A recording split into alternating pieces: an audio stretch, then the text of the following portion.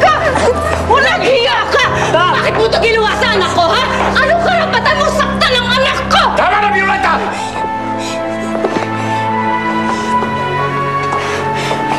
Sir Shelby, wala po akong kasalanan. Hindi na kayo nahiya sa mga bisita natin? Lolo, sinungaling yung babae niya. Huwag kayong maniwala. Inutusan ko lang siya magsabit ng lantern doon, tapos sira niya yung cake. Sinadya niya, Lolo. Tama na! Sir, hindi po totoo yun. Hindi totoo yun. Ikaw ang sinungaling! Ang tagal-tagal mo na akong pinag-iinitan! Ayaw mo sa akin! Kaya kung ano-anong ginagawa mo! Tapos yun yung pasasamay mo kay Sir Changi! How dare you accuse my daughter? Sabihin mo, masama talaga yung ugali mo! Tama na!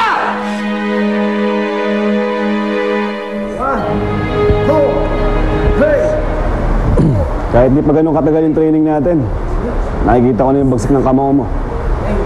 Medyo kulang ka lang sa bilis pero kung bubugbugin ka sa training, halimbawa sa footwork, bilis ng suntok, bilis ng ilag, tingin ko pwede na kitang ilaban eh. Talaga, Coach? Talagang ilalaban niyo ako? Yun sana ang plano ko. Bakit?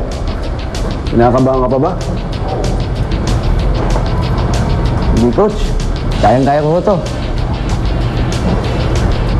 Dad, bakit hindi na lang natin siya isama sa rest house? Saka para makapag-focus kayong dalawa sa training niya, di ba? Di ba? Rest house? Teka, bakit nga ba hindi ano? Lolo, totoo yung sinasabi ko. Yung si Jenna, nabistado ko lang siya dun sa kalokohan niya, tapos ngayon binabaliktad niya ako. Hindi totoo yan, Sir Johnny. Hindi totoo yan. Ang buho ko yung binaligtad niya! Tumigil ka na, Jenna! Etong ebidensya sinaktan mong anak ko! Nagpapalusot ka pa? Hiya ka talaga Hindi! Ako ang tinulak niya sa thriller!